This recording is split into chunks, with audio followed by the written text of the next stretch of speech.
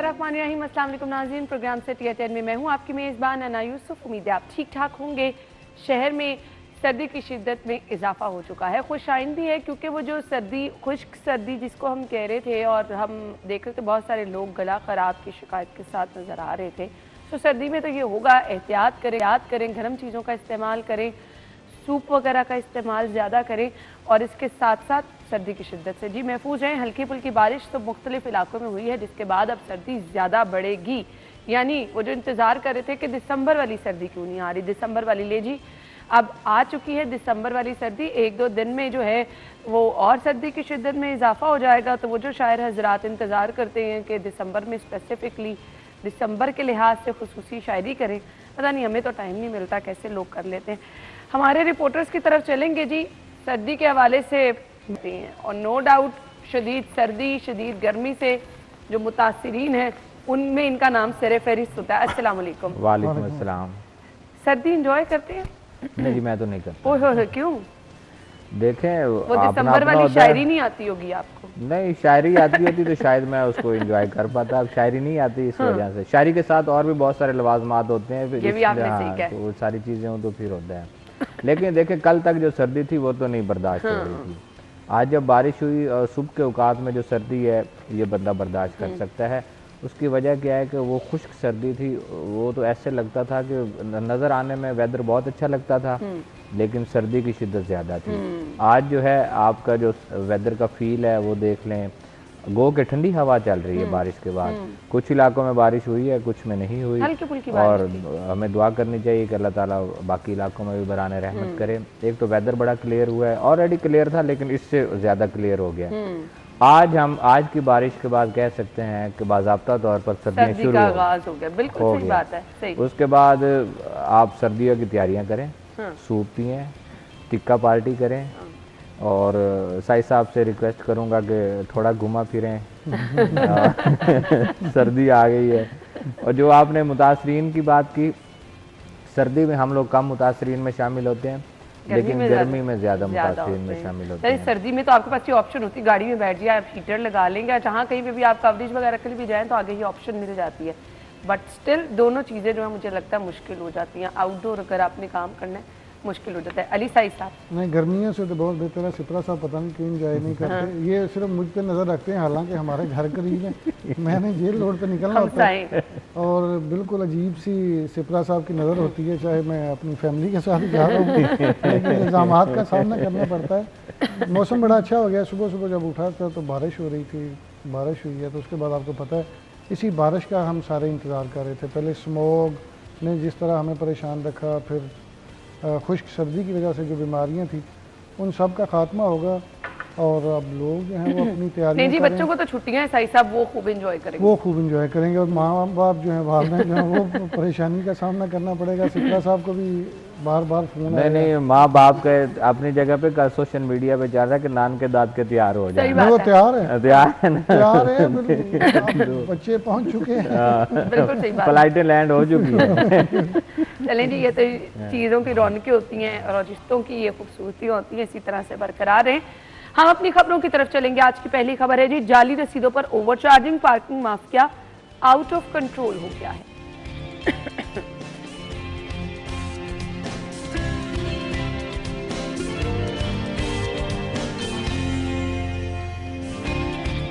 LWMC के माली अमूर में बड़ी बेज़ाब्तियां क्या हैं, प्रोग्राम में आपको बताएंगे। चेयरमैन PCB मोहसिन नकवी का एक और बड़ा इकदाम, T20 टीम के लिए स्ट्राइक फोर्स बनाने का फैसला। और सब्जियां महंगे दामों फरोख्त, प्रोग्राम में शामिल करें।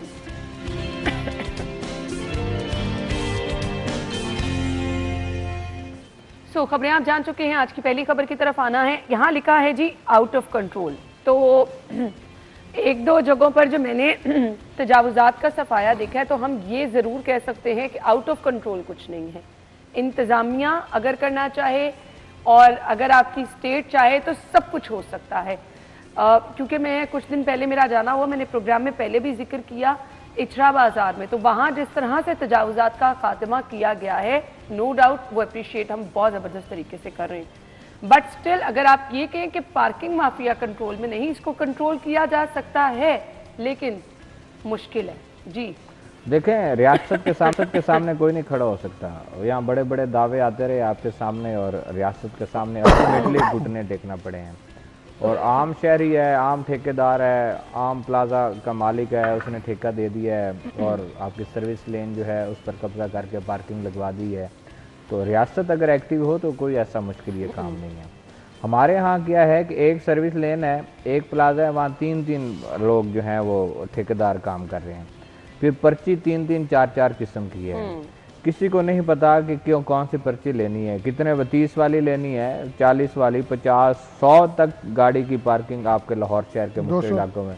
200 तक तो वो सही सब जिन इलाकों में जाते हैं वहाँ ना आपके अच्छा, शायद सिप्रा साहब टाइमिंग के लिहाज से भी कहते हैं वो, हाँ, हॉस्पिटल्स में ऐसे है, रेस्टोरेंट्स में ऐसी है, बहुत सारी जगहों पर टाइम, प्राइवेट हॉस्पिटल्स भी। आपकी जो बड़ी मार्केट्स हैं वहाँ पे जो बनी हुई पार्किंग है वो भी टाइम का उसमें भी है कि आपके घंटे पर आवर वो चार्ज करना शुरू कर देते हैं, इजाफी हो जाता है। अब क्या है कि ये देखें, यहाँ पे कार्रवाई की है कुछ लोगों ने, आपकी लाहौर पार्किंग कंपनी के कुछ लोग जो हैं उसमें शामिल हैं, उनको सजाएं भी दी गई हैं। मेरा क्वेश्चन ये है कि जो सुपरवाइज़र है या असिस्टेंट मैनेजर जो भी आपका इंतज़ाम इसको चला रहा है आपके जोन का, अगर वो अच्छे तरीके से काम करे, उसकी टीमें अच्छे तरीके से काम करें, तो किसी की मजाल है कि आपके शाहराहों पर या किसी भी जगह पर ओवर चार्जिंग हो सके या इजाफी फ़ी वसूल की जा सके। ये कोई रूरल एरिया तो है नहीं कि मज़ाफ़ात में आप कहें कि वहाँ पर जाकर ये पार्किंग हो रही है। ये तो आपके पोस्ट इलाकों में, आप हॉस्पिटल किसी का भी जिक्र कर रहे हैं आपकी मेन शाहराहों पे है, आप मार्केट्स का जिक्र कर रहे हैं सब आपकी मेन शाहराहों पर मौजूद हैं। लाहौर शहर के वस्त में, जिसको आप गुंजान आबाद शहर कहते हैं, अगर वहाँ पर ये हालात हैं तो मज़ाफ़ात में क्या हालात होते होंगे, तो उस पर हम आज डिबेट नहीं कर रहे। अब बात यह है कि इन लोगों ने कुछ सजाएं भी दी हैं, बहुत अच्छी बात है। एहतसाब जहाँ पर होगा वहाँ पर कार्रवाइयाँ शुरू होंगी। आपने एक जिक्र किया पहले को तजावज़ात, इचरा की तजावज़ात इस कदर हैं कि आपका गुजर शाम के वक्त वहाँ से नहीं होता, मेन फिरोजपुर रोड ब्लॉक होती है इवन। जी बिल्कुल। अगर तजावज़ात खत्म हुई है, आपका गुजर हुआ, मेरा नहीं हुआ, ना, बहुत अच्छी मेन बात है। बाजार के अंदर बात कर रही हूँ, जो शॉपिंग के लिए सारा बाजार, वो जो इजाफी जो दुकानें लग जाती हैं, बिल्कुल रोड अच्छा खासा कुशादा हो गया। देखें, एक वो मिसाल होगी, एक ये मिसाल होगी। आपने कार्रवाइयाँ की हैं मुसलसल कर। अच्छा, पार्किंग ऐसी चीज़ है जो गाहे बगाहे आम जो लोग हैं सोशल मीडिया पर इसको हाईलाइट करते रहते हैं। वो कहीं ना कहीं ये चीज़ सामने आती रहती है कि यहाँ ओवर चार्जिंग हो रही है, यहाँ पर लोग ज़्यादा फीस वसूल कर रहे हैं, यहाँ पर हो रहे हैं। तो आया कि ये जो जोन बनाए हुए हैं या एरिया आपने तकसीम किए हुए, इनको नहीं पता कि हमने कहाँ पर क्या करना है। इसलिए मेरे ख्याल में लाहौर पार्किंग एक्टिव हो जाए, अपना काम अच्छे तरीके से करना शुरू हो जाए, तो कहीं पे कोई ज़रूरत नहीं पड़ेगी, लोग बड़े अच्छे तरीके से चलेंगे। लेकिन पार्किंग माफिया को काबू करना एक मुश्किल टास्क होगा, नो डाउट, बहुत चैलेंजिंग। ये जाली रसीदें कहाँ से आती हैं अली साई साहब? ना, ये देखें, ये शहर बंदा जो ठेकेदार है, इसमें कौन सा इतना कोई सिक्योरिटी फीचर्ड आपको रूटीन की स्लिप्स हैं, वो किसी से भी बनवा लीजिए। ठीक है, तो कोई भी प्रिंटिंग प्रेस है आप, यानी हमें कोई भी 200 रुपए की स्लिप भी थमा देगा, हम कहीं जाके गाड़ी पार्क करेंगे तो अब हमने वो प्रिंट पर्ची देख के पैसे देने ही देने। आप गाड़ी खड़ी करते हैं, बाइक खड़ी करते हैं, आपको आके वो टोकन दे देते हैं और वो आपकी गाड़ी के आगे लगा के खुद वो चला जाता है। मसला ये है कि आपकी सारी चीज़ें जो हैं वो इंटीग्रेटेड हैं। अब रिसेंट जो एक बड़ा अच्छा स्टेप लिया है पुलिस ने और एक्साइज ने, सेफ सिटीज़ ने, कि इन्होंने अपना सारा डाटा जो है वो इंटीग्रेट कर दिया। और कल इरफान मलिक साहब ने भी खबर दी थी कि अब आपके वार्डन जो हैं वो आपका क्रिमिनल का डाटा भी चेक कर सकेंगे।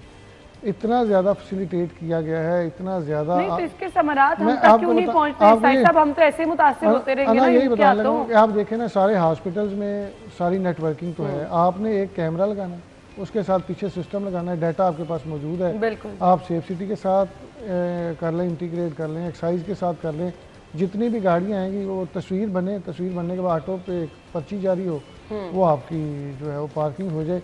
लेकिन जब इस तरह का सिस्टम हो जाता है, अब आपको मैं बताऊं कि एक्साइज में जितनी ऑटोमेशन हुई है, उसके बाद जो एजेंट माफिया है, जो एक्साइज में माफिया थे, उनकी कम अज़ कम 70% जो है वो कमी हुई है और उनकी दिहाड़ियाँ ख़त्म हो गई हैं। इसी तरह अगर आपकी कंप्यूटर पे एक स्लिप जारी हो पार्किंग में, तो आपके जो बड़े अफसरान हैं उनको जो मंथलीज जाती हैं, जो पार्किंग में बैठा ठेकेदार है, उसकी जो दिहाड़ियाँ वो सारी ख़त्म हो जाएंगी। तो ये खुद सिस्टम को इस तरफ लेके जाना नहीं चाहते। अगर इस पे इतना खर्चा नहीं आता, जितनी आप स्लिप्स बनवाते हैं एक साल की, उतना अगर आप कंप्यूटराइजेशन पे काम करके पार्किंग को ऑटोमेशन पे ले जाएं तो मेरा नहीं ख्याल कि आपकी किसी जगह पे भी बेज़ाब्तियाँ होंगी, क्योंकि आपके रेट फिक्स होंगे। कंप्यूटर ने तो वही देना है जो आपने पीछे से फीड किया, और गवर्नमेंट ने जो रेट्स रखे हैं उसी रेट पे आपकी स्लिप निकलनी है। लेकिन यहाँ पे आपको पता है कि लोगों की अपने अपने इंटरेस्ट हैं, वो इसको इस तरफ जाने ही नहीं देते।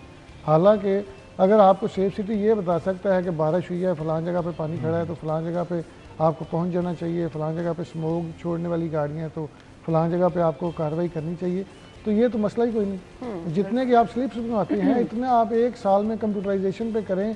एक आपका कंप्यूटर लगना है, एक आपका कैमरा लगना है, एंट्री एग्जिट पे 2 कैमरे लग जाएंगे, तो आपका सारा सिस्टम ठीक हो जाएगा। लेकिन यहाँ पे आपको पता है फिर माफिया किस तरह चलते हैं और किस तरह यहाँ पे सारा कुछ किया जाता है।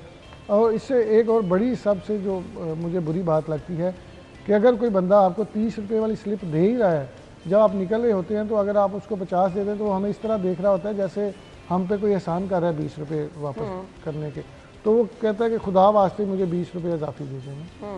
तो इस तरह की जब चीज़ें चलेंगी तो सिस्टम मेरा नहीं ख्याल ठीक होगा। आज भी जब मैं सिपरा साहब ने भी देखा होगा, मैं भी देखता आ रहा था कि जो रेडियाँ लगती थी सड़क पे वो बिल्कुल एक साइड पे लग गई। शादमान में शमा स्टॉप के करीब लगती थी, वो भी हटा के कि अगर आप कराना चाहें तो आप करा सकते हैं। शादमान में सारी रेडियाँ लग गई और बड़ा अच्छा लगता है, वो साफ़ सुथरा इलाका, और बड़े आपने एक क्यू में लगी हुई हैं, लोग वहाँ पे आते हैं, चीज़ें लेके चले जाते हैं, और वही एक सीक्वेंस आपका ठीक हो जाता है अगर थोड़ा सा फोकस करें, अगर मुतलका अफसर इस पर थोड़ा सा ध्यान दे। लेकिन फिर वही बात है, अगर आपकी इसमें बदनीति शामिल है। अब ये जिन जगहों का जिक्र किया गया ना, हॉस्पिटल तो एक दफ़ा मेरा जाना हुआ था, मैंने बार बार जिक्र किया, जर्नल भी, सर्विसेज भी, सो वहाँ पे भी पार्किंग माफिया इतना स्ट्रांग है कि वो आपसे घंटों के हिसाब से पैसे वसूल करता है। तो ये तो सरकार के नाक तले ही हो रहा है ना फिर इस चीज़ का। तो ना जहाँ पे भी पार्किंग है वो सरकार की पार्किंग है, सरकार की नाक तले है। ये कैसे हो सकता है कि सरकार को ना पता हो? आपका एक अच्छा अफसर आ जाए जो करप्ट ना हो, जो 2 नंबर ना हो, वो देखें उस एरिया में चीज़ें देखें किस तरह बेहतर होती हैं। सिर्फ सुपरविजन होती है और पूरे का पूरा माफिया नीचे जो है वो कंट्रोल हो जाता है। लेकिन जहाँ पे आपकी अपनी बदनीति शामिल होती है, जहाँ पे आपकी अपनी दिहाड़ियाँ शामिल होती हैं, किस तरह वो चीज़ें ठीक हो सकती हैं? चाहे हॉस्पिटल हो, चाहे किसी सड़क पे पार्किंग हो, वहाँ पे अगर आप देखें ना, कभी आपको GT रोड पे जाना हो ना, तो जितने टोल प्लाजा बने हैं वहाँ पे आगे एक बंदा बैठा होता है जो लिख रहा होता है कितनी गाड़ियाँ आ जा रही हैं। तो यहाँ पे तो ऐसा सिस्टम ही नहीं होता। यहाँ पे 2-3 लोग होते हैं, वो आपस में सारा कुछ बांट लेते हैं, चाहे 10,000 गाड़ी पर्चियां भी उनकी अपनी होती हैं, जगह में उन्होंने खुद से ही कब्जा किया होता है, कोई पूछने वाला। और बहुत दफा ऐसा भी होता है कि आपको पर्ची दिए बगैर वो कहते हैं ठीक है आप आते हैं तो कर लेते हैं। ऐसे ही है। लंडा बाजार का जिक्र किया गया है, तो यहाँ पर तो जिस तरह कल हम देखते हैं संडे को बहुत ज्यादा लोग जाते हैं, सैटरडे संडे को, तो अच्छे खासे पैसे कमा लेते होंगे। नहीं, लंडा बाजार तो तजावुजात हैं। लंडा बाजार पार्किंग कहाँ पे? लंडा बाजार के अतराफ में तो पार्किंग का एरिया ही कोई एरिया नहीं है बाकी। फिर वहाँ पे कहाँ पे पार्किंग कौन लगा रहा था? और अगर है भी तो करा कौन रहा है? अगर है तो फिर आपने हाजी कैंप के फुटपाथ पे पार्किंग लगवाई हुई है ना, यही कुछ है जी। उसके बाद जहाँ पे पहले कभी किसी जमाने में CNG स्टेशन होता था, जहाँ वो लंडा बाजार में कन्वर्ट हो गया कोना, और उस साइड पे आपने सारे मोटर बाइक्स लगाए हुए हैं, आपने वो पार्किंग लगवाई। वहाँ तो प्रॉपर तरीके से कोई ऐसी जगह ही नहीं है जहाँ पर पार्किंग हो। बिल्कुल। इसका क्या मतलब है? तो वो तो जैसे मर्जी, अगर लाहौर पार्किंग ही, अगर मिसाल मान लेते हैं कि लाहौर पार्किंग वहाँ की पार्किंग लगवा रही है, तो कहाँ लगवा रही है? कोई जगह डेजिग्नेटेड पॉइंट ही नहीं। तो फिर इस तरह की जब चीजें होती हैं, जब आपकी खुद एजेंसीज या आपकी खुद कंपनीज इस तरह के काम करेंगे, तो जो माफिया है वो फिर इस तरह की मिसालें देंगे। हाँ, फिर उन्होंने बरतरफ किया ना, अच्छा किया, मिसाल बनाए, फिर इनको ये ना हो कि अगले इतवार फिर ये क्या मिसाल बनाए। आपका क्या ख्याल है कि जो एक जगह से पार्किंग या इजाफी फीस वसूल कर रही है वो अकेला ठेकेदार खा रहा है? उन्होंने लंडा बाजार के जितने भी वहाँ पर थे लोग, क्या होगा? बहाल हो जाएंगे? हाँ, ये पॉइंट है ना। ये कैसे हो सकता है कि बरतरफी रहेंगे? अगली इतवार अगर आपको फिर वही सिचुएशन देखने में नजर आएगी तो फिर इन कार्रवाइयों का ये देखें, ये असल हमारे यहाँ तो पहली बात तो ये है कि पार्किंग का कोई मुनासिब प्लान है नहीं। जब हाई राइज बिल्डिंग बनी, पार्किंग मार्केट्स बनी, प्लाजा बने, जो LDA के कवानीन है उनके मुताबिक वो कभी पार्किंग होती नहीं, LDA कभी उनको देखता ही नहीं है। तो पार्किंग अगर मुनासिब उस तरीके से बने और बिल्डिंग कंस्ट्रक्शन से पहले वो सारा कुछ हो तो फिर तो हो सकता है। अदरवाइज हम एक उन्होंने कहाँ का जिक्र किया, हाजी कैंप का जिक्र किया है वहाँ का, और दूसरा किस साइड का जिक्र किया है? एक लंडा बाजार है, दूसरा सर्विसेज हॉस्पिटल। सर्विसेज हॉस्पिटल के अंदर जाके कार्रवाई, मैनेजिंग डायरेक्टर असिस्टेंट मैनेजर को वार्निंग जारी की है। और सर्विसेज हॉस्पिटल कितनी दफा हाईलाइट हो चुका है, उस वाले को वार्निंग हुई है बारहा। फिर ये सारी चीजें देखें, ये नहीं हो सकता कि असिस्टेंट मैनेजर ही खा रहा है या वहाँ पे ठेकेदार ही सिर्फ खा रहा है। ये पैसा निचली सतह से लेकर ऊपर तक जाता है, बस फिर पैसा आवाम की जेब से निकलता रहेगा और बस इनको वार्निंग देते रहेंगे और कुछ नहीं होगा। और सिस्टम जैसे चल रहा है वैसे चलता, क्योंकि पूरे शहर में ये माफिया पंजे गाड़ चुका है। पता नहीं अब इनको कौन निकालेगा। है तो बहुत चैलेंजिंग, लेकिन इम्पॉसिबल नहीं है। ब्रेक के बाद आएंगे, स्टे विद अस।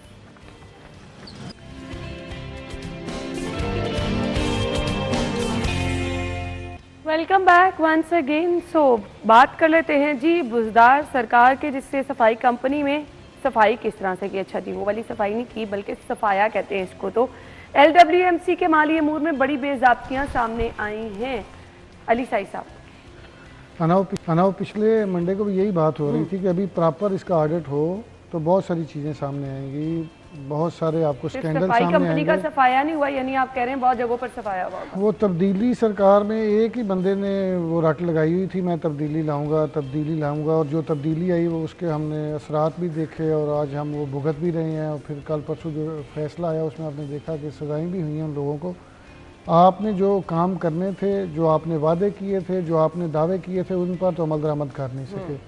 और फिर जो स्कैंडल्स आपके चीज़ों के सामने आ रहे हैं, अभी तो ये बुजदार सरकार है, जो परवेज़ भाई का दौर था वो मेरा ख्याल है इससे भी बुरा था। और उसमें ये सारे जो स्कैंडल्स आप देखें, उसमें जिस तरह फराह गोगी का नाम आया, ट्रांसफ़र पोस्टिंग के हवाले से जिस तरह पैसे दिए गए, और वो भी एक करीबी तरीन लोग थे उस वक्त के जो वज़ीर आज़म थे, उनकी अहलिया की सहेली थी।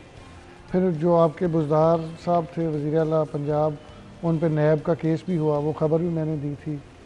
और जितनी भी सर्विसेज आपकी जानब से गवर्नमेंट को पब्लिक को दी जानी थी, जो आपने दावे किए थे, वो सारे के सारे धरे के धरे रह गए। और उसमें मुझे तो किसी जगह पे कोई भी काबिल कदर इनका प्रोजेक्ट नहीं नज़र आता। ये हेल्थ कार्ड की बात करते हैं, हेल्थ कार्ड के जो स्कैंडल्स सामने लेके आए थे निगरान गवर्नमेंट के दौर में, आपको याद होगा किस छोटे छोटे हॉस्पिटल्स के अरबों रुपए के बिल बने थे।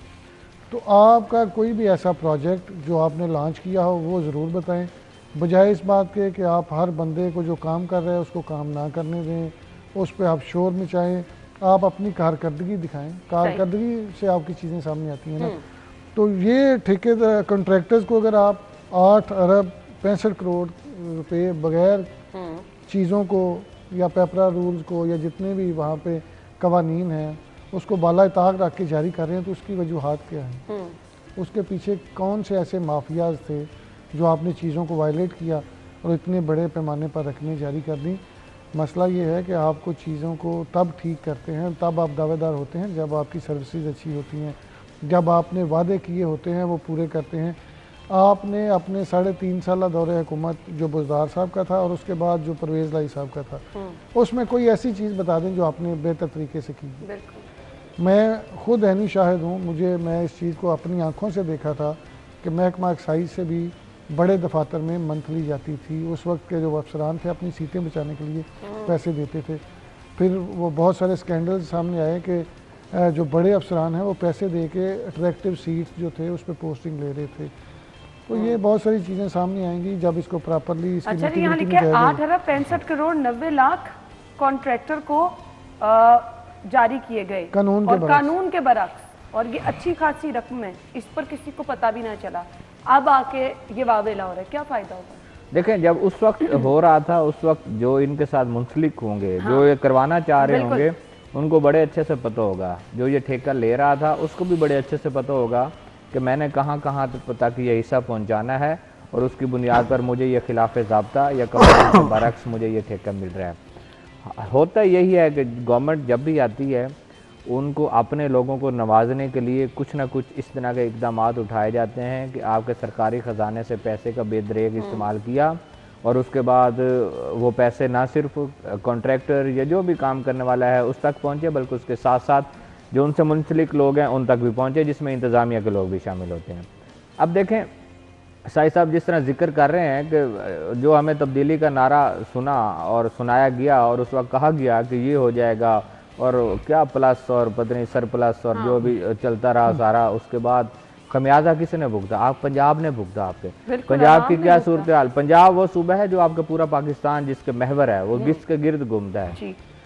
सारी चीज़ें देख लें, कोई भी चीज़ देख लें, मुझे एक बता दें कि ऐसा क्या डेवलपमेंट का काम हुए, ऐसा क्या इकदाम उठाए गए बुज़दार साहब के दौर में जो आज हम लोग बैठ के उसका जिक्र करें कि ये काबिल जिक्र है, इन्होंने ये किया है। अदरवाइज हमेशा यही क्वेश्चन रेज होते रहे और उनकी पार्टी के लोग इवन जाकर अपने लीडर को बताते रहे कि पंजाब में ये जो गैंग है, ये जो लोग हैं, ये इतने रुकनी जो लोग इकट्ठे हुए हैं, ये लोग ये कर रहे हैं। और मेरे ख्याल में ये चले माली बेज़ाब्तगियाँ हैं, इस बात की भी इन्वेस्टिगेशन होनी चाहिए कि उस वक्त डीसी, कमिश्नर, आरपीओ, डीपीओ किस तरह लगाए गए थे, अगर डिटेल में जाएं। और किसी को पता है वो किस तरह लगाए जा रहे थे? नहीं, उन लोगों से पूछे ना, लगने वाला मैं था, मैंने पैसा कहाँ से दिया? आपकी सरमसी ऐसी थी कि आपको जाके वहाँ कहना पड़ता था कि माँ जी शहबाज शरीफ लग गए। वो देख रहे ना जनूबी पंजाब में जहाँ के बोले थे आपको मिसाल देना पड़ी। हाँ, वीडियो वायरल हुई थी, सबके सामने है। मुझे बिल्कुल पता नहीं, अगर देखें निगरान सेटअप में आपके डेवलपमेंट के जो फंड्स थे, जो आपके मंसूबे शुरू किए गए थे, उसमें आपके सारे मंसूबा जात मुकम्मल कर लिए जाते हैं, तो आपको क्या तकलीफ थी या आप में क्या कमी थी कि आप इस चीज़ पर फोकस ही नहीं करते थे? आपने काम शुरू किए और वहीं पर रोक के आप चले गए। और लाहौर जैसे शहर में ठीक है, हम कहते हैं कि जनूबी पंजाब में उस तरह तरक्की नहीं हुई जिस तरह लाहौर में या दीगर इलाकों में हुई है। भाई उसका आप इस तरह बदला तो ना लें कि लाहौर जैसे शहर में जहाँ रोज़ाना की बुनियाद पर लाखों लोग आते हैं चीज़ें ख़रीदने के लिए, चीज़ें बेचने के लिए। यहाँ पे हम सारे दूर दराज के इलाकों से आके बस भी रहे हैं, आपकी ट्रैफिक भी यहाँ पे बहुत गुंजान आबाद है। आपने कौन कौन सा मंसूबा शुरू किया और आपने वो छोड़ के चले गए, और उसकी वजह से आपको जो जितने प्रोजेक्ट्स थे उसके जो रेट्स होंगे वो भी बढ़ गए, कीमतें भी बढ़ गई और इसकी वजह से प्रोजेक्ट में इजाफी आपको पैसे देना पड़े। तो अगर निगरान गवर्नमेंट ने 1 साल के अंदर अंदर वो मिसाली काम किया है तो आपके पास तो 3.5 साल थे। बिल्कुल।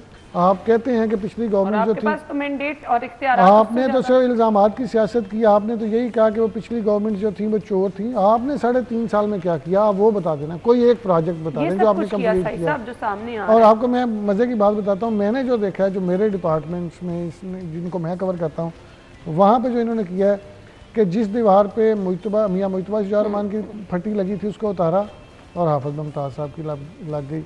जेल में भी इसी तरह जो प्रोजेक्ट्स पिछली गवर्नमेंट कर रही थी उसी पे अपनी तख्ती लगाई और कहा जी हमने ये मंसूबा शुरू किया है।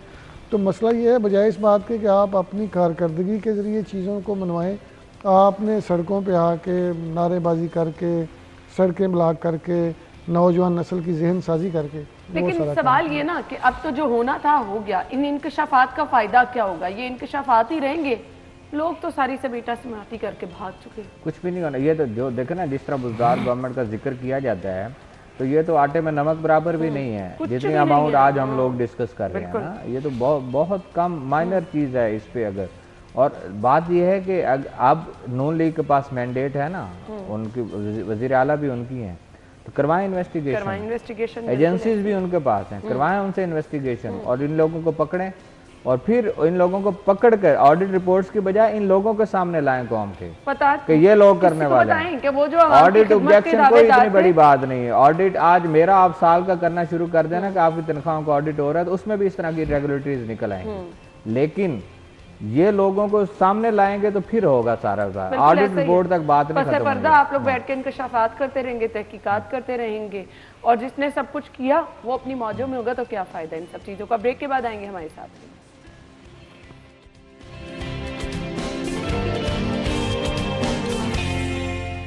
Welcome back once again. खबर क्या है? T20 टीम के लिए स्ट्राइक फोर्स बनाने का फैसला। चेयरमैन पीसीबी मोहसिन नकवी की जानिब से एक और बड़ा इकदाम सामने आया है। क्या फैसला है शाहिद सिप्रा साहब? ये देखें, अभी तो सबसे पहले तो कौम को मुबारकबाद देनी चाहिए। अभी साउथ अफ्रीका के साथ जो सीरीज हुई है, तो सुबह सोशल मीडिया पे मैंने देखा कि हम वो जीत गए। मैच तो मैंने नहीं देखे, साई साहब क्योंकि शौकीन आदमी है, इन्होंने देखा होगा आखिरी मैच। वैसे भी जब सीरीज जीत गए थे तो आखिरी मैच तो होता है ना कि क्लीन स्वीप करने के लिए। साहब ये मैच बड़ा मजे का था। जब मैं, चूँकि मेरा बड़ा इंटरेस्ट होता है, तो मैं रात तकरीबन 2 बजे से कुछ 10 मिनट पहले मैच ख़त्म हुआ और मैच एक वक्त था कि पाकिस्तान के हाथ में था, 5 आउट हो गए, लेकिन वो उनके जो क्लासन है वो बड़ा अच्छा खेला और उसके बाद मैच में भी अच्छा उसके बाद जो जॉनसन था उसने भी अच्छा खेला और एक नया लड़का आया था वो उसने डेब्यू किया था, उसने भी 40-45 किए। तो स्कोर और बॉल बराबर जा रही थी, हालांकि उनकी विकेटें गिरती जा रही थी, लेकिन वो बहुत अच्छा खेल रहे थे। मुझे ये तवक्को थी कि 70-80 स्कोर से हम जीत जाएंगे, लेकिन वो मेरा ख्याल है 30-35 रह गया, 35 बॉलों पे 40-41 रह गया था, लेकिन वो हमारे स्पिन बॉलर रहे, उन्होंने 2 इकट्ठे आखिरी आउट कर दिए रबादा को, जो आखिरी उनका प्लेयर आया। तो मैच बड़ा इंटरेस्टिंग था, लेकिन ये बड़ी ज़बरदस्त चीज़ है कि पहली दफ़ा किसी ने जनूबी अफ्रीका में उसको क्लीन स्वीप किया है। जनूबी अफ्रीका की टीम बड़ी अच्छी है, लेकिन अल्लाह ताला को तकब्बुर नहीं पसंद। वो आपने परसों के मैच में देखा था जिस तरह क्लासन ने आउट होने के बाद विकेटों को पाँव मारा, तो किसी को हकीर नहीं समझना चाहिए। जब आप मुकाबले के लिए उतरते हैं तो फिर चाहे कोई भी हो, आप मुकाबला कर रहे होते हैं जितने मर्जी। हमने देखा है कि बड़े बड़े ताकतवर लोग जो हैं वो अगर कोई दूसरा बंदा मेहनत कर रहा है तो उसको पसपा कर देते हैं। तो पाकिस्तान की टीम बड़ा अच्छा खेली है, वनडे में बड़ी अच्छी पाकिस्तान की परफॉर्मेंस है, लेकिन T20 के हवाले से बात करें तो T20 में उस तरह का कोई स्ट्राइकर नहीं जिस तरह हमारे पास शाहिद अफरीदी होते थे, अब्दुल रज़ाक थे, मोहम्मद आसिफ थे, शर्जील खान थे।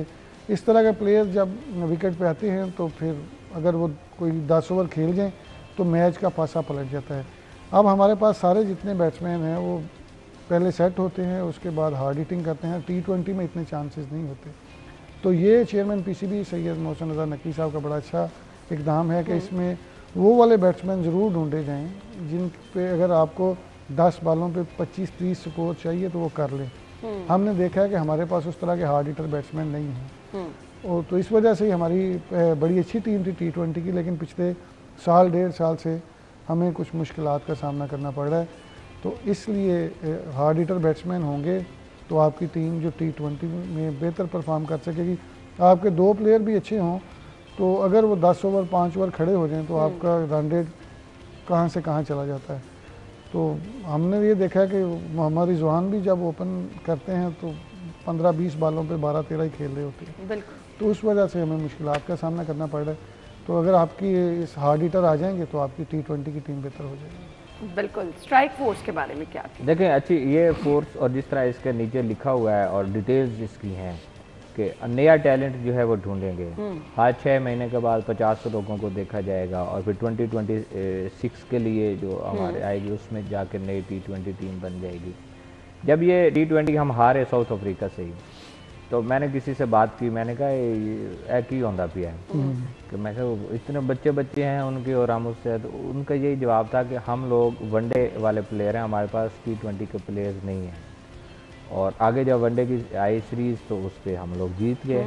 तो मुझे वो बात PCB में हमारे दोस्त हैं, मैंने उन्हीं से बात की थी तो उन्होंने बताया मैंने जीत गया। उससे ये तासुर मिला और ये बात अब कन्फर्म हो गई कि हम T20 की टीम है PCB में। तो मैं कहा T20 की इसका मतलब है हमारे पास प्लेयर्स नहीं है। नहीं, बिल्कुल।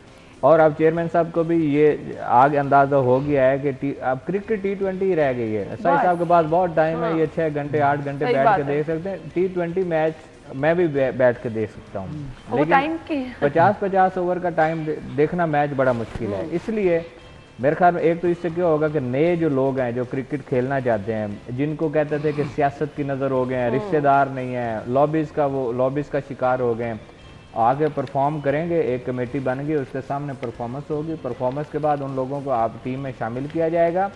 उसके बाद जिस सिलेक्शन कमेटी ने टीम में शामिल किया होगा, चेयरमैन साहब का हमें अच्छे से पता है, फिर वो कमेटी उसका जवाब दे भी होगी कि ये आप लोगों ने टीम बनाई है, आप लोगों के पास सारे आप देखें, आप इसका जवाब दें। आप देखें कि जब से ये नहीं कि हम हमारा बहुत अच्छा शुरू से ही मोहसिन नकवी साहब से रिश्ता है, वो चीज़ इसको बाला ताक रख दें। आप देखें जितने भी लोगों ने परफॉर्म किया है आपकी डोमेस्टिक क्रिकेट में, उन सबको चांसेस मिले हैं। अभी देखें नए बच्चे खेल रहे हैं, चांसेस मिले हैं। अगर आप वहाँ पे जाके अपने आपको जस्टिफाई नहीं करते, आप 4, 5, 6, 8 मैच खेलते हैं और उसमें आप अपने आप को जस्टिफाई नहीं करते, तो फिर आपको उस तरह राइट नहीं है। पहले ज़रूर हमने देखा नेपोटिज्म भी थी, बड़ी मोहसिन नकवी साहब ने तो कोई अपना इसमें इंटरेस्ट शो किया ही नहीं, उन्होंने कमेटीज़ बना दी हैं जो सारे लोगों के वहाँ पे जाके बाकायदा तौर पे देखती हैं, उनकी परफॉर्मेंस चेक करती हैं, उसके बाद उनको लेके आती हैं टीम में लेके। शाहिम अयूब देख लें कितना उनको चांस दिया गया,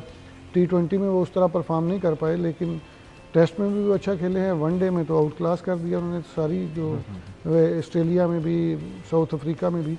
तो इतना अच्छा टैलेंट जो है वो आपका सामने आया है कि आपका एक जो ओपन बैट्समैन है वो आपको मिल गया है आपके आइंदा 15-10-12 साल के लिए। तो इसी तरह का आपका जो टैलेंट होगा वो निखर के सामने आएगा। हाँ, तो चाहे आप वो देख रहे हैं ना, आपकी एक के बाद एक सेंचुरी आपका टैलेंट ही सामने आ रहा है। आपकी स्ट्राइक फोर्स बन जाए या कोई भी आए, वो तो बड़ा बेहतर है, इसका फायदा होगा। अच्छा जी, चेयरमैन साहब की मुलाकात हुई है वज़ीर आज़म साहब से और चैंपियंस ट्रॉफी के इंतजामात के बारे में भी तफसीली ब्रीफिंग दी गई है। कज़ाफी स्टेडियम में भी काम तेजी से जारी है, दूसरी तरफ इंतजाम चैंपियंस ट्रॉफी के भी हो रहे हैं।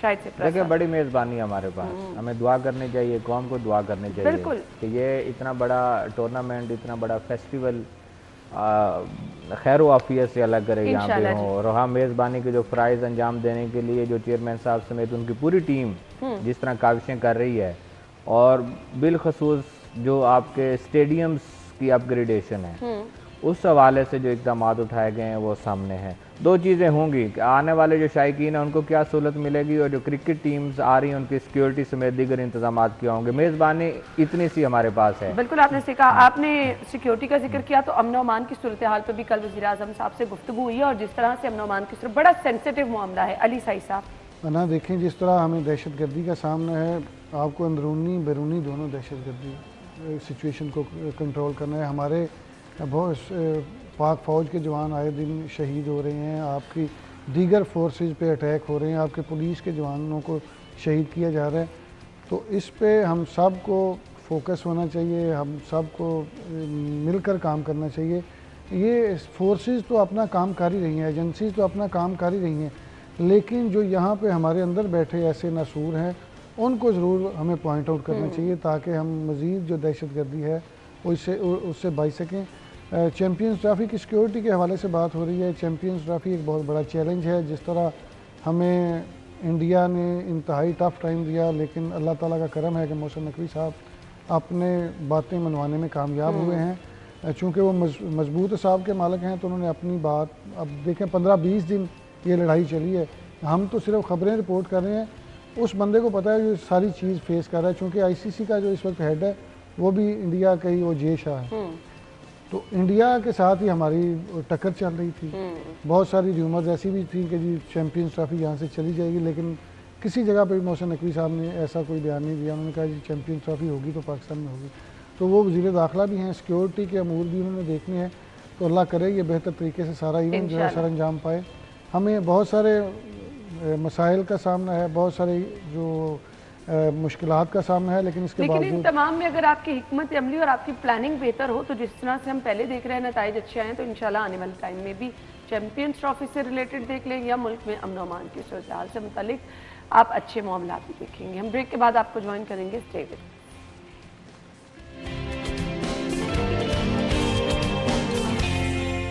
Welcome back once again. So अब कुछ आ जाते हैं जी सब्जियों के रेट पे, क्योंकि संडे को बहुत सारे लोग जो हैं वो पूरे हफ्ते के लिए लहसुन अदरक प्याज खरीद के रख लेते हैं। बड़ा अच्छा लग रहा है मुझे तो, मैं जब भी गुजरती मुल्तान रोड से, समनाबाद से, रेडियाँ बहुत खूबसूरत लग रही हैं। तो यहाँ के सस्ती चीज़ें भी मिल रही हैं, क्योंकि मैंने रुक के लिया नहीं, तो आई होप कि आप लोगों ने यहाँ से शॉपिंग की होगी। अली साई साहब ना, मैं तो बिल्कुल इन रेडियों से शॉपिंग नहीं करता। सिपरा साहब को पता है, तो सिपरा साहब ने प्यारी रेडियाँ लगी हैं। नहीं, वो बड़ी अच्छी चीज़ है, वहाँ पे रेट भी जो कंट्रोल्ड रेट है, हाँ, डिक्लेयर्ड चीज़ें होती हैं वो वहाँ पे उसी रेट पे मिलती हैं, चाहे वो स्टैंडर्ड क्वालिटी पे कॉम्प्रोमाइज़ है, वो तो ज़ाहिर फिर होना है ना। चीज़ें जब आप अब वो देखें किसी भी बड़े स्टोर पे जाते हैं तो यूटिलिटी स्टोर का जो होता है काउंटर, वहाँ पे चीज़ें कोई भी नहीं लेता, हालांकि सस्ती लगी होती है। इसी तरह सब्जियां या फल उस तरह नहीं होता, लेकिन इतना बुरा नहीं होता कि ख़रीदा ही ना जा सके। मैं अक्सर ख़रीदता हूँ, लेकिन मेरा ये है कि मैंने जहाँ रात को सिपरा साहब को पता है, हम सिपरा साहब भी आते हैं कभी कभी, वहीं पे साथ फ्रूट की भी दुकानें हैं, सब्जियों की भी दुकानें हैं, लेकिन रेट अच्छी खासी होती हैं। इन रेडियों से कम सब्ज़ी का भी 10-20 रुपये का फ़र्क होता है, फ्रूट का कई जगहों पे तो वैसे ही 100 रुपये का भी फ़र्क होता है, कई जगहों 50 रुपये का भी फ़र्क होता है। लेकिन ये है कि ये रेडियाँ लगने से आपको ये है कि अगर जा रहे हैं तो आपको सारी की सारी फ्रूट भी मिल जाता है, सब्जी भी मिल जाती है, कंट्रोल रेट पे मिल जाता है। नहीं तो क्या शायद सिप्रा साहब ये सरकारी रेट है? देखिए जो शादमान है ना, यहाँ सरकारी रेट नहीं उस पर इम्प्लीमेंट नहीं होता, क्योंकि मुझे तो काफ़ी साल हो गए यहाँ से लेते हुए। उसकी वजह क्या है कि शादमान अच्छा, मैंने का ये जो शादमान जिस मार्केट का आप जिक्र कर रहे हैं, मैंने यहाँ एसी साहब की गाड़ियाँ नहीं, भी अब बहुत दफा चेंज हो खड़ी गई, अब देखी तो है। ये कल परसों से शादमान उधर गंदे नाले के साथ रेडियो जी रेडियाँ लग बिल्कुल, गए मैंने ना वहीं इन्हीं पे। जगहों पे इसी पॉइंट पे मैंने एसी साहब की गाड़ी यहीं पे इतवार बाजार होता था, यहीं सारा जी। कुछ। अब वो सिर्फ चेंज ये हुआ कि वो दुकानें खत्म करके रेडियाँ लगा दी हैं। लेकिन हम लोगों ने तो रेडियो को निकलते, रेडियो पे तो फोटो अच्छी लग रही है, लेकिन उस रेडियो के नीचे जो आपकी गैर मयारी और ज़्यादा कीमत की अगर अशिया फरोख्त हो जाए तो फिर उसका कोई फ़ायदा नहीं है। इन तस्वीर को पब्लिश करने का फिर कोई फ़ायदा नहीं है। मैं क्यों कहता हूँ कि शादमान महंगा है, उसकी वजह क्या है कि शादमान और लॉरेंस रोड और ये अतराफ़ के जो रहने वाले लोग हैं, GOR 2 GOR वहाँ लगती हैं, यहाँ हमारे पास तो कोई ऑप्शन नहीं है और कि कोई और बाज़ार हमें हिट करता हो, नज़दीक हो।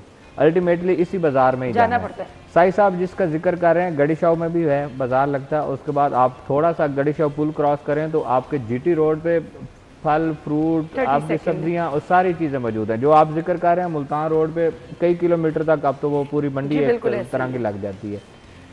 कंट्रोल करना किसका काम है? गवर्नमेंट का काम है। नहीं कर पाती तो फिर अल्टीमेटली लोगों ने तो खरीदारी करनी है। रमजान की तैयारी हो रही है। साई साहब मुझे वाइंड अप का कहा जा रहा है। बहुत बहुत शुक्रिया आप लोगों के वक्त के लिए। ब्रेक और हेडलाइंस के बाद ज्वाइन करेंगे। स्टे विद अस।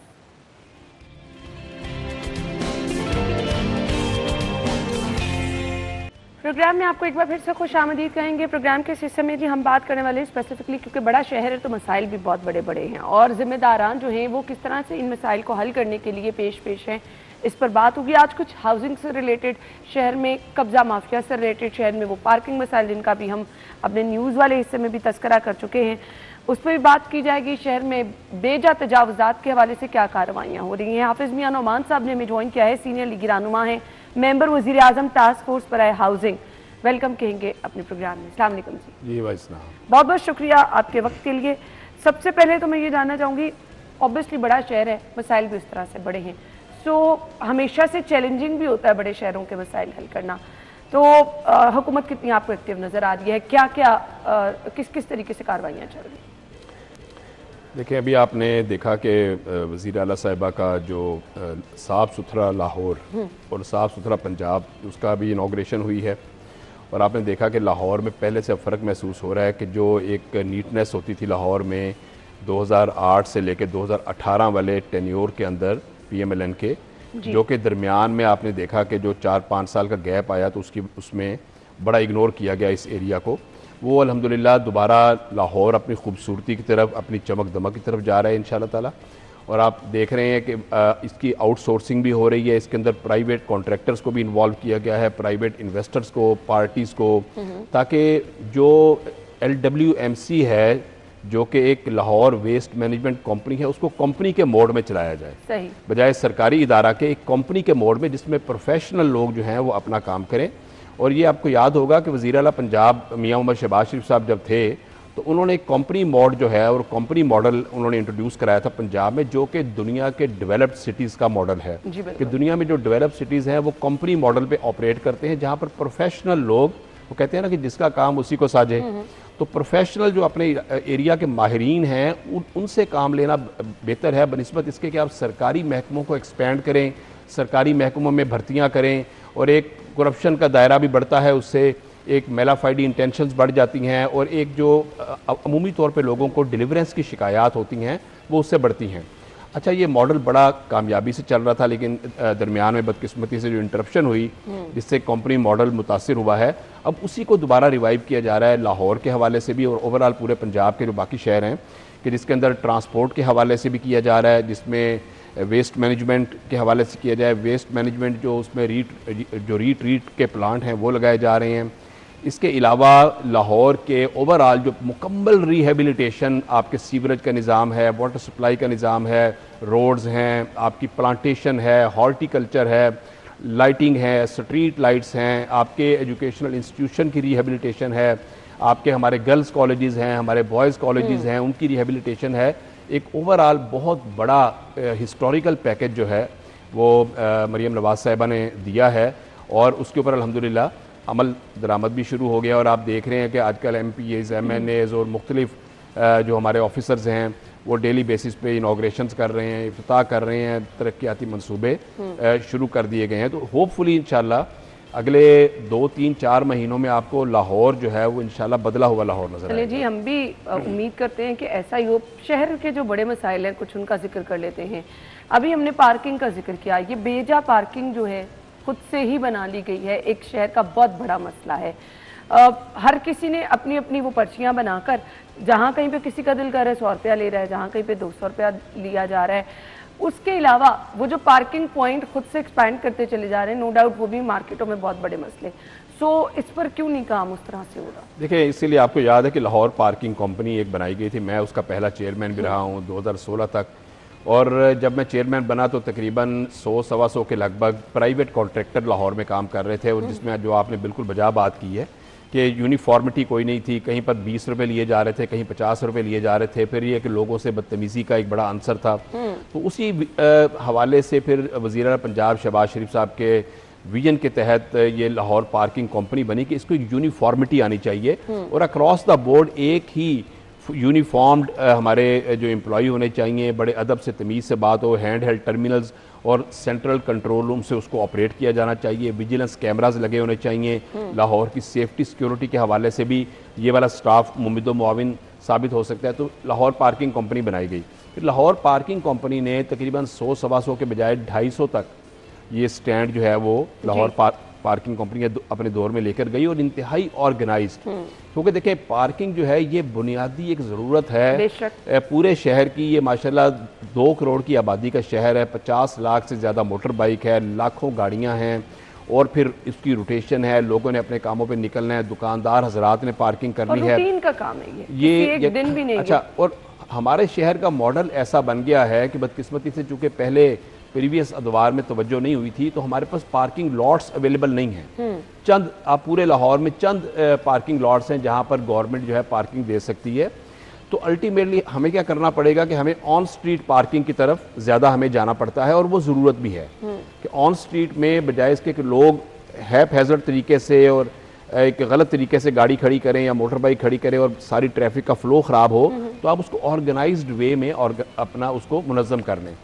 तो उस हवाले से अब ज़रूरत इस समर की है कि लाहौर पार्किंग कंपनी की फंक्शनैलिटी पे फोकस किया जाए, जिस मकसद के लिए अब उसकी आड़ में हर किसी ने अपना अपना पार्किंग पॉइंट बना लिया। वो उसकी वजह यह है कि मैं ये समझता हूँ कि कंट्रोल जो है वो लूज है। ठीक है, यानी जो पार्किंग कंपनी का कंट्रोल होना चाहिए था, जिसके अंदर पुलिस भी उनके साथ होती है, ट्रैफिक पुलिस भी उनके साथ होती है, सिटी डिस्ट्रिक्ट गवर्नमेंट भी उनके साथ होती है, तमाम इदारे उनके साथ ताउन करते हैं, उसके कंट्रोल्स को, उसकी फंक्शनैलिटी को बेहतर करने की ज़रूरत है ताकि तमाम जगहों पर ये पार्किंग जो है ये ऑपरेटेड बाय LPC होनी चाहिए।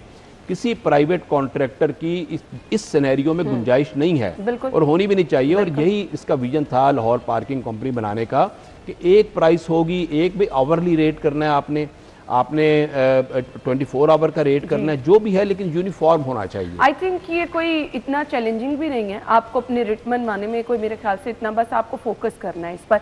अच्छा जी, आपने बात की कि पार्किंग साइट्स, हमारे यहाँ बिल्डिंग्स बन जाती हैं, सो वहाँ पर पार्किंग के लिए जगह है नहीं है। हालांकि ये चीज़ एक लॉ का हिस्सा है कि अगर आप बड़ी बिल्डिंग बना रहे हैं, कमर्शियल मार्केट बना रहे हैं, तो वहाँ पर पार्किंग पॉइंट होना चाहिए। हम क्यों इस पर तवज्जो नहीं देते? नहीं, देखें, अब साल हर साल से हम देख रहे हैं कि LDA है, MCL है, टाउन्स हैं, जो भी कोई बिल्डिंग पास होती है पार्किंग प्रोविजन के बगैर उसकी अप्रूवल नहीं होती। जो भी नक्शा अप्रूव होता है, हाफिज साहब आप भी जानते होंगे, पार्किंग की जगह अप्रूव तो कराई जाती है लेकिन उसको मिसयूज कर लिया जाता है। नहीं, वो बड़े रेयर केसेस में होता है बिलाशुबा। यानी आप देखें कि जो लोग पार्किंग बेसमेंट्स हैं या पार्किंग एरियाज अप्रूव करा के वहाँ दुकानें बना दी, लेकिन अब ये बड़ा रेयर है। अब इस हवाले से कंट्रोल्स बेहतर हैं, पहले से बहुत बेहतर हैं। ख़ासतौर पे जो LDA के इलाके हैं वहाँ पर काफ़ी ज़्यादा अच्छा कंट्रोल है कि जहाँ पर जो जगह पार्किंग के लिए छोड़ी जाए वहाँ वो पार्किंग के लिए ही इस्तेमाल हो। इसके अंदर ऊपर इन्फोर्समेंट पहले से बहुत बेहतर है। सही। हाँ, इसके बाई लॉज को मज़ीद रिफ़ाइन करने की ज़रूरत है और इस बात की ज़रूरत है कि जितने भी प्लाजाज हैं, जितनी कमर्शियल बिल्डिंग्स हैं, जितनी रेजिडेंशियल बिल्डिंग्स हैं, वो साथ वैले सर्विस भी चलाएं। क्योंकि देखें होता क्या है कि डेवलपर या बिल्डर इतनी ज़्यादा पार्किंग नहीं दे सकता जितनी रिक्वायरमेंट है, उसकी एक लिमिट होती है। ज़ाहिर है उसने उसकी एक प्रॉफिटेबिलिटी है, उसने अपनी उसको भी देखना होता है। तो अल्टीमेटली क्या होना चाहिए कि वैले सर्विस जो है वो प्रोवाइड होनी चाहिए, ताकि जो मैनेज करे, जो पार्किंग है ये 24 आवर मैनेजमेंट इसकी रिक्वायरमेंट है, ताकि हर नए आने वाले बंदे को पार्किंग की जगह मिल सके और रोटेशन को इंश्योर करने के लिए पॉलिसीज़ होनी चाहिए। जैसे हम ये कहते हैं जी कि ओवरली बेसिस के ऊपर ये जो पब्लिक पार्किंग स्टैंड हैं इसमें भी ओवरली बेसिस पे या 2 आवरली बेसिस के ऊपर, ये जो दुनिया में मॉडल चलता है वो ओवरली और 2 आवरली का चलता है, तो उसकी बेसिस के ऊपर पार्किंग फीस का एक तयन होना चाहिए।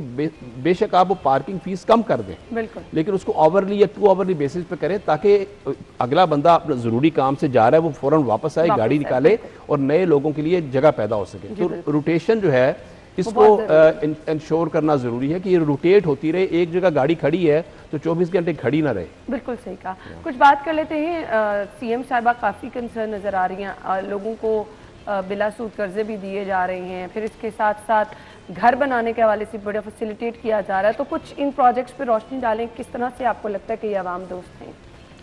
देखिए ये एक बहुत रिमार्केबल काम हो रहा है, जो एक लो कॉस्ट हाउसिंग के ऊपर काम हो रहा है, और जो नीडफुल लोग हैं, नीडी लोग हैं, उनको जो अपना घर फराहम करने के हवाले से जो रियासत की ज़िम्मेदारी, जो स्टेट की ज़िम्मेदारी है, उस हवाले से हुकूमत पंजाब ने बड़े ही अच्छे इक़दाम किए हैं और बड़े ट्रांसपेरेंट तरीके से ये जो कर्ज़े हैं ये दिए जा रहे हैं। और इससे आगे बढ़ते हुए वज़ीर आज़म पाकिस्तान जनाब मोहम्मद शहबाज शरीफ साहब ने जो टास्क फोर्स अभी बनाई है कि अल्टीमेटली जब हमारा मार्कअप रेट जो है, जो गवर्नमेंट की बड़ी बेहतरीन पॉलिसीज़, फेडरल गवर्नमेंट की बेहतरीन पॉलिसीज़ के नतीजे में आप देखें कि पॉजिटिव इंडिकेटर्स आ रहे हैं, इकॉनमी बेहतर हो रही है, इम्प्रूव कर रही है, और उसका नतीजा ये है कि आपका 24% से मार्कअप रेट 13% पे आ गया है, और ये अल्टीमेटली इंशाल्लाह सिंगल डिजिट में जाने वाला है। सही। तो अब हमने ये देखना है कि जब मार्कअप रेट इतना नीचे आएगा तो जिन लोगों ने पैसा बैंक्स में डंप किया हुआ है और अल्टीमेटली वो जो प्रॉफिटेबिलिटी वहाँ कम होगी तो पैसा निकालेंगे, तो ये पैसा ना बाहर फ्लाई होना चाहिए, ना ये गोल्ड में जाना चाहिए, ना ये डॉलर में जाना चाहिए, बल्कि ये पैसा पाकिस्तान के ही किसी प्रोजेक्ट में पार्क होना चाहिए, ताकि हमारी इंडस्ट्री चले, हमारी यहाँ पर पैसे की रेल पेल हो, हमारी सर्कुलेशन जो है वो मनी की उसको इंश्योर किया जाए। तो इस हवाले से वज़ीर आज़म पाकिस्तान ने बहुत हाई लेवल टास्क फोर्स बनाई है, और उस टास्क फोर्स को 1 महीने का टारगेट दिया गया। रिस्पांसिबिलिटी है इस टास्क फोर्स जी, इस टास्क फोर्स की रिस्पांसिबिलिटी क्या है, क्या टास्क इन्हें दिया? टास्क इसकी है कि इसके अंदर अब प्राइम मिनिस्टर साहब को रिकमेंडेशंस ये कमेटी देगी कि किस अंदाज में रियल एस्टेट सेक्टर और ख़ास तौर पे जो वर्टिकल डेवलपमेंट के हवाले से और हाई राइजेस के हवाले से, कि जिसके अंदर शहरों के फैलाव को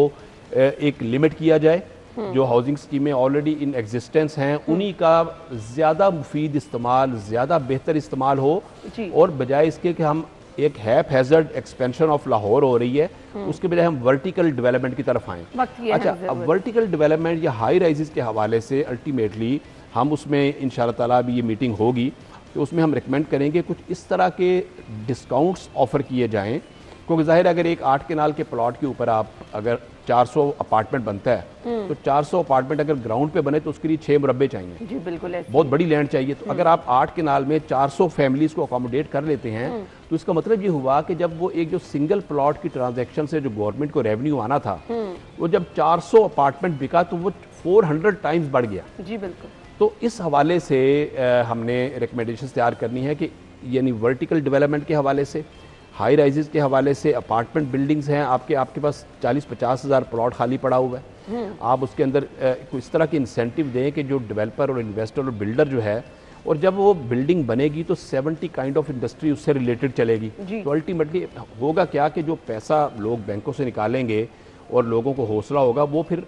प्रॉपर्टी में पार्क करेंगे। सही। तो अल्टीमेटली इसके ऊपर एक जो टास्क फोर्स है इंशाल्लाह ताला वो अपना काम करेगी। सही। आप जब ये भी बताइएगा कि गैर कानूनी हाउसिंग सोसाइटीज़ जो बन गई इतने मुतासिर उनके हैं, सो वज़ीर आज़म साहब इस पर भी कुछ कंसर्न नज़र आते हैं?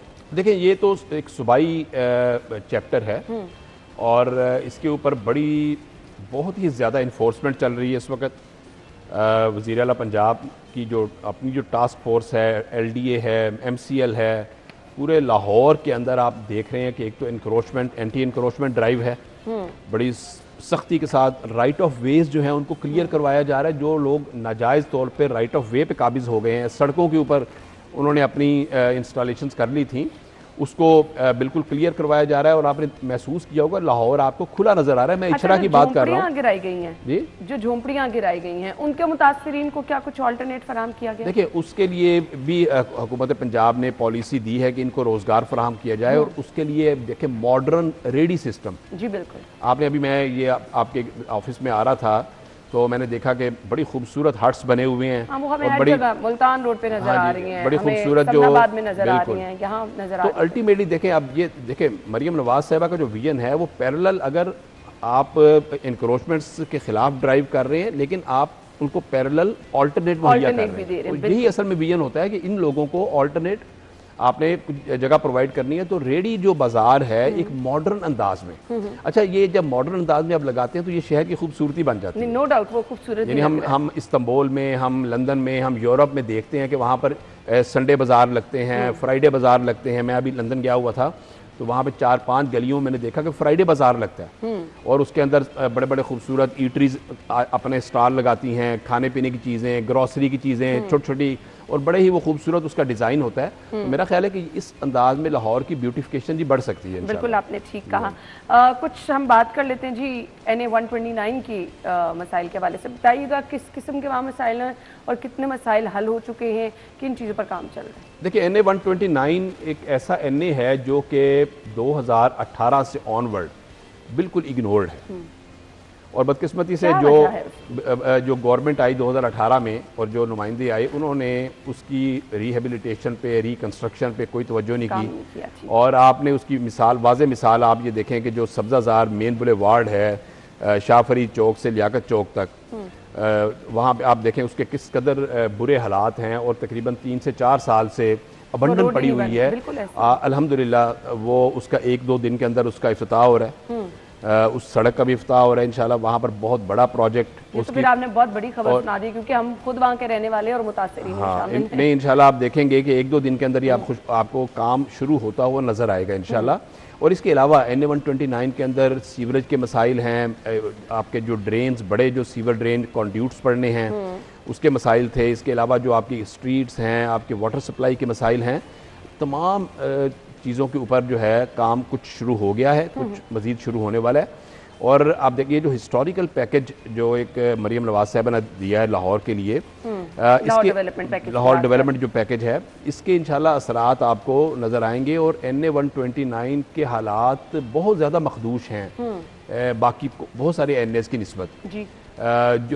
उसके जो मैंने आपको बताया कि जो मारूजी हालात रहे हैं, अब इंशाल्लाह ताला हमने फोकस कर लिया है कि हमने अगले 5 से 6 माह में इस NA को एक मिसाली NA बनाना है। ये चमकता हुआ नज़र आना चाहिए और ट्रैफिक चलती नज़र आनी चाहिए, और फैमिलीज़ को जो इंटरप्शन है और मिट्टी घटा और जिस तरह लोग ज़िंदगी गुजार रहे हैं, लोगों का हक है कि लोगों को अच्छा लाइफस्टाइल मिले। बिल्कुल आपने सही कहा, बिल्कुल आपने सही कहा। अपडेट सॉरी मैसेज क्या होगा लोगों के लिए, लाहौरियों के लिए खास तौर पे? देखिए, लाहौरियों के लिए जो मैसेज ये है कि देखें लाहौर के लोग जो हैं बड़े जिंदा दिल लोग हैं, और लाहौर एक नरम दिल लोगों का, मोहब्बत करने वाले लोगों का और लवली जो सिटी है और प्यार करने वाले लोगों का शहर है। लाहौर के लोगों को जो भी फैसला करें वो मेरिट के ऊपर करें और परफॉर्मेंस के ऊपर करें। जो अल्लाह ताला की ज़ात ने इंसान को अकल और समझ अता की है, इसका हिसाब भी लेना है कि आपने अपने एप्लीकेशन ऑफ माइंड किया कि नहीं किया।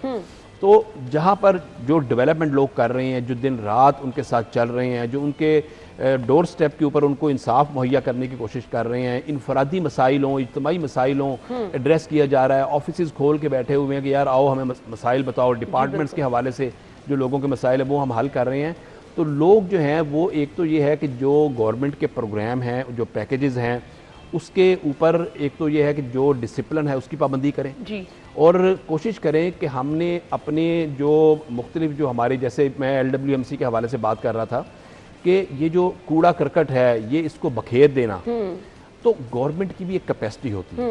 अगर पब्लिक साथ नहीं चलेगी तो ये लाहौर साफ नहीं होगा। तो ये हर शख्स को अपनी रिस्पॉन्सिबिलिटी पूरी करनी चाहिए। और फ्यूचर के अंदर भी मेरिट के ऊपर जो है वो फैसले करने चाहिए। बिल्कुल आपने ठीक कहा। थैंक यू सो मच, आपके वक्त का बहुत बहुत शुक्रिया। नाज़रीन ब्रेक होगी, हम ब्रेक के बाद आपको ज्वाइन करेंगे, हमारे साथ ही रहिए।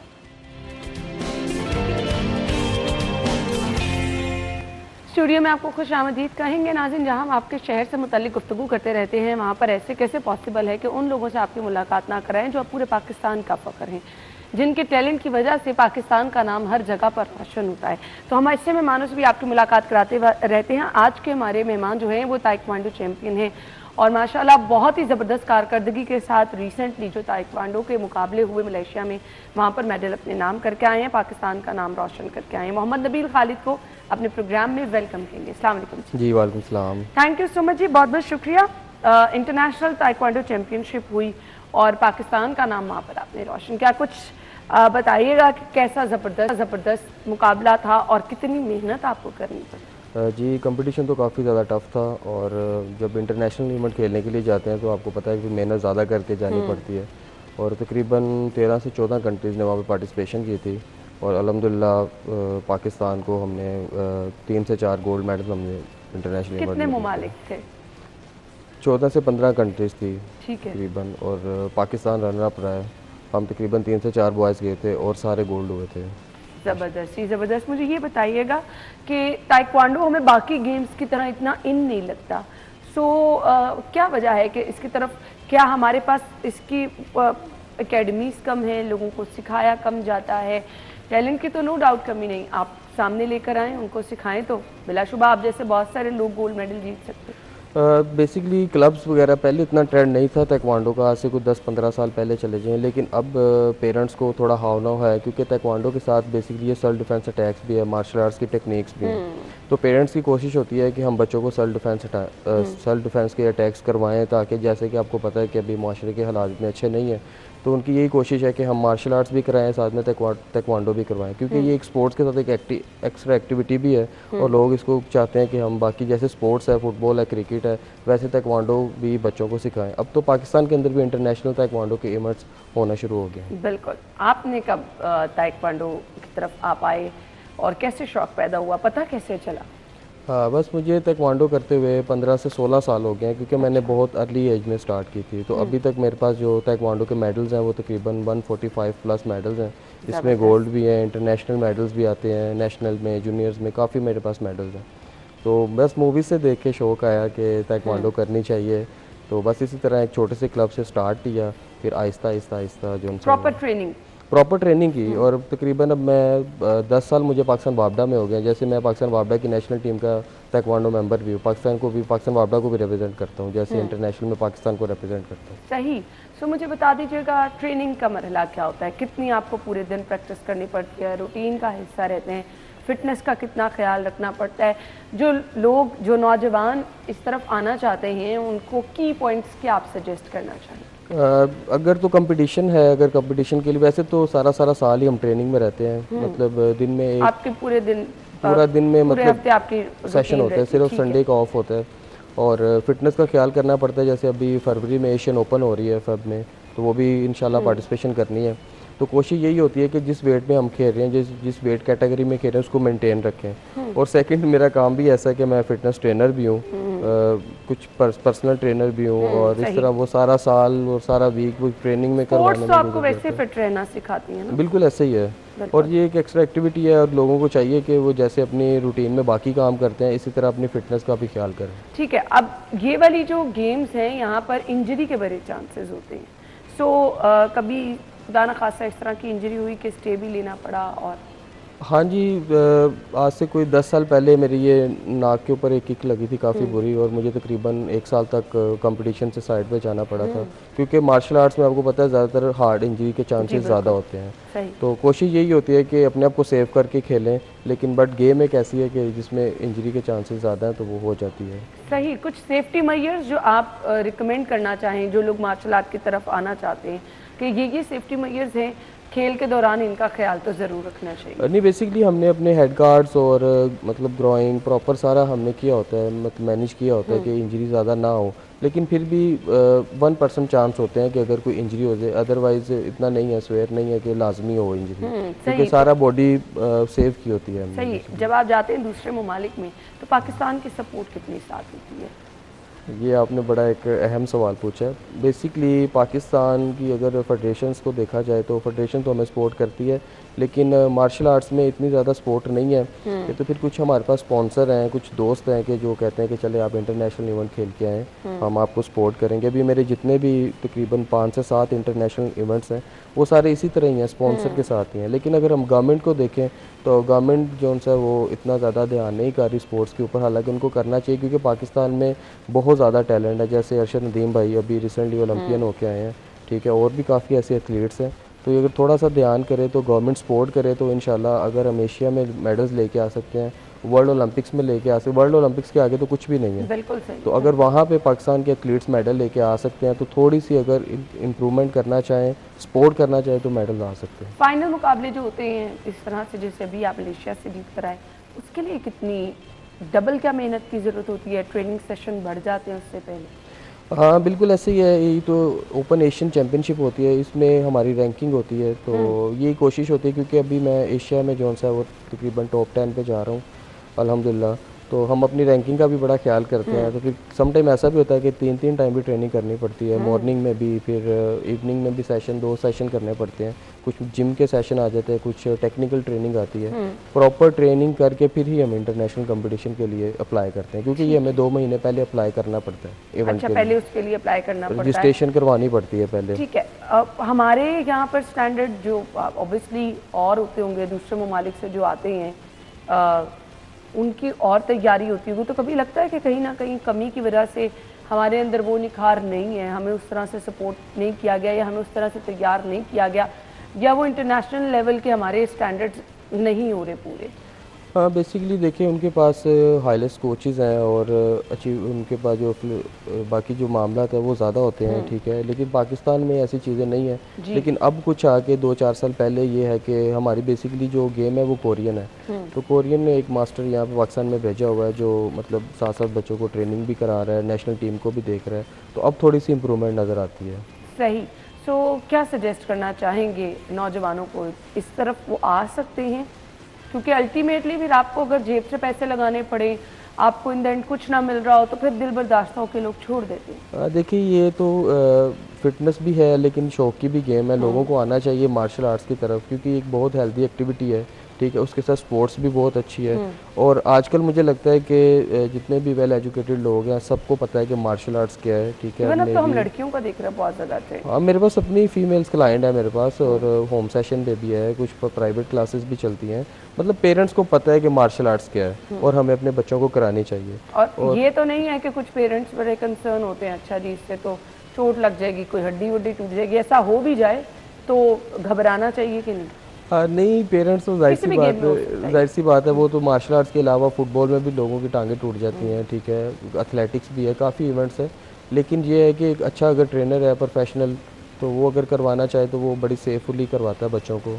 अच्छा, हम देखते हैं बहुत सारे स्कूल्स में ही शुरू से मार्शल आर्ट की ट्रेनिंग, तो आप क्या समझते हैं अगर हम बिल्कुल बच्चों को स्टार्ट से शुरू करा दें, उनके लिए हेल्थ वाइज भी अच्छा होगा और मेरे ख्याल से शुरू से ट्रेनिंग में भी उनके लिए बेहतरी हो जाएगी? हाँ जी बिल्कुल, अब तो हर अच्छे स्कूल ने स्पोर्ट्स टीचर हायर किए हुए हैं जो मार्शल आर्ट्स बच्चों को करवा रहे हैं और 5 से 6 साल की एज में बच्चों को स्टार्ट करवा देते हैं, ठीक है। अब तो काफ़ी देखा जाए तो काफ़ी ज़्यादा ट्रेंड है मार्शल आर्ट्स का। पहले आज से 10-15 साल पहले इतना ज़्यादा नहीं था, लोगों को पता नहीं था। जैसे मैं इंटरनेशनल एथलीट्स हूँ, काफ़ी ज़्यादा मेरे इंटरव्यूज़ हुए हैं, लोगों ने देखा है कि मार्शल आर्ट्स है, इस तरह करके अब लोगों को पता है कि मार्शल आर्ट्स क्या है, और वो यही चाहते हैं कि हम बच्चों को तकरीबन मार्शल आर्ट्स करवाएं ताकि इन फ्यूचर में इनको एक सबसे ज़्यादा सेल्फ डिफेंस आना चाहिए। सो आप ये बताइएगा, जब आप दूसरे ममालिक में जाते हैं तो वहाँ पर जो ट्रेनिंग स्टार्ट की करते हैं, यानी ऑब्वियसली मुकाबलों से एक आधा दिन पहले जो जाते हैं, तो उनका इन्वायरमेंट और हमारे यहाँ जो फैसिलिटीज़ हैं, क्या उनमें भी डिफरेंस नज़र आता है?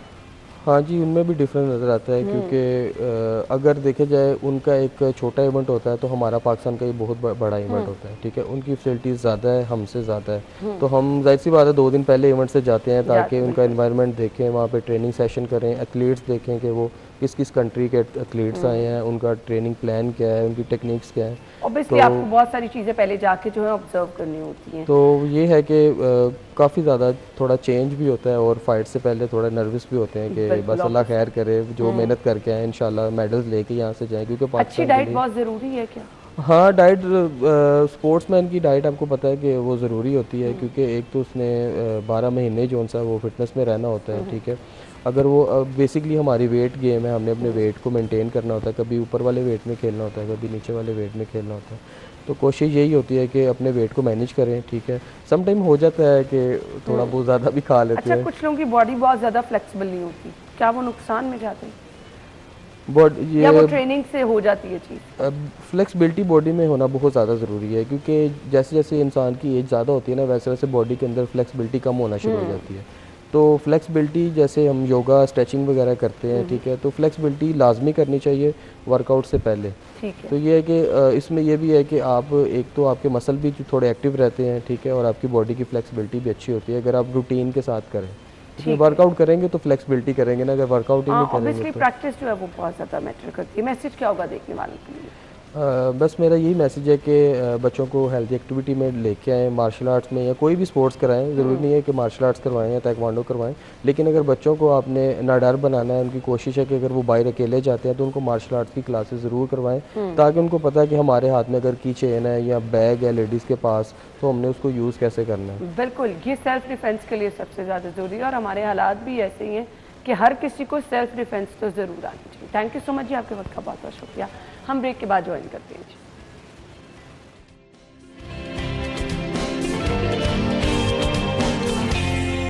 Welcome back. आज है जी 23 दिसंबर, जिनकी बर्थडे है उस तरफ हम जाएंगे, लेकिन आज स्पेशल बर्थडे हम विश करने वाले हैं जी। ख्वाजा ओज़ल की बर्थडे है और ख्वाजा ओज़ल के बारे में बताते चले जी। हमारी जो प्रोड्यूसर आयशा, इनके भाई का बेटा, और बहुत ही प्यारा सा माशाल्लाह बच्चा है। तो ओज़ल को हम बर्थडे तो विश करना चाहेंगे, लेकिन साथ ही साथ बहुत सारी नेक तमन्नाएँ, बहुत सारी नेक ख्वाहिशात, बहुत सारी दुआएँ। ये नन्हे मुन्ने फूल जिस तरह से मुस्कुराते नज़र आते हैं, हमेशा से ऐसे मुस्कुराते रहें। बहुत सारी दुआएं हैं जी ओज़ल के लिए।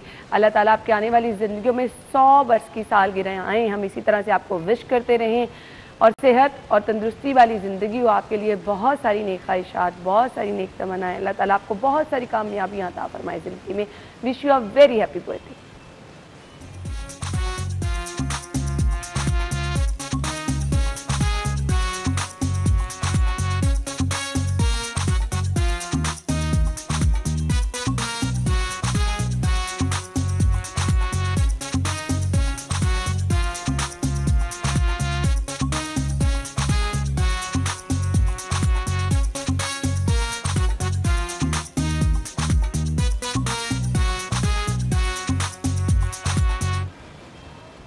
Happy birthday once again. आगे बढ़ेंगे, अगला सेगमेंट शामिल करेंगे और वो है आज के भाव।